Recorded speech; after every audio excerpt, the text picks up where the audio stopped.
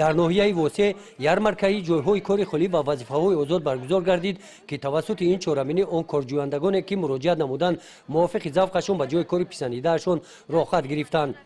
баргузории чорабинии мазкур дар асоси дастури ҳукумати кишвар тибқи нақшаи пешбинӣ намудаи шуъбаи агентии меҳнат ва шуғли аҳолӣ дар ноҳияи восеъ ҷиҳати ба шуғл таъмин намудани сокинони бешуғли ноҳия бахусус занону духтарон роҳандозӣ гардид. طبق اطلاع رهبریت شعبه агентии مهنت و شغل اهالی در ناحیه واسع وضع بازار مهنت در ناحیه آموخته تحلیل و بررسی کرده شده با دستگیری حکومت مملکت جلب صاحبکاران و تاجران جایهای نوی کاری تأسیس داده میشوند. در این چاره‌بینی رهبریت شعبه از فعالیت من بعدشان اطلاع دادند. یکی نشانده بهتری میباشد که در ماه ینور حرکت 80 جای کار خالی پیشنهاد شده است. در ярмарка امروزه نمایندگان جماعت‌ها اشتراک نمودن چون از طرف جماعت دیوت عبدی عوض درخواست پیشنهاد شد که برای گذراندن کارهای جمعیتی 30 نفر شهروندان بیکار خواهش دارن نامنویس شدن.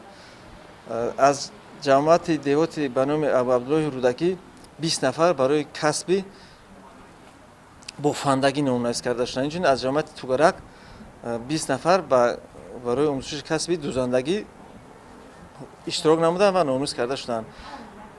بغیر از این از خواهشمندان که در جای کار بودند 4 نفر همچون آموزگار به شعبه معارف نامنویس کرده شدند. 2 نفر در مؤسسه کتس ناحیه، 1 نفر در بیمارخانه و 2 نفر دیگر در واسطه کارهای فردی شغل اهالی ناحیه واسع.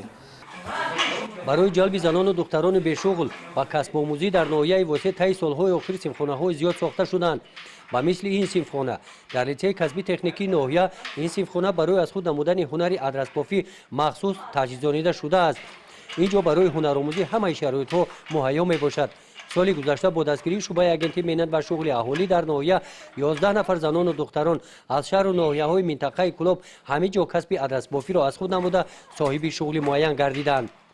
رهبریت شعبه агентии مهنت و شغل اهالی در ناحیه واسع مراجعت زنان و دختران را در یارمارکای جای کاری خالی و وظیفه‌های آزاد که ماه ینور برگزار گردید به نظر گرفته به نقشه گرفتند که در لیسه کسبی تکنیکی ناحیه تشکیل کورس‌های آموزشی هنرآموزی را ادامه می‌دهند. گزارش خواجه نظریف خدای نظر ظهورов از ناحیه واسع برای برنامه اطلاعاتی نوید.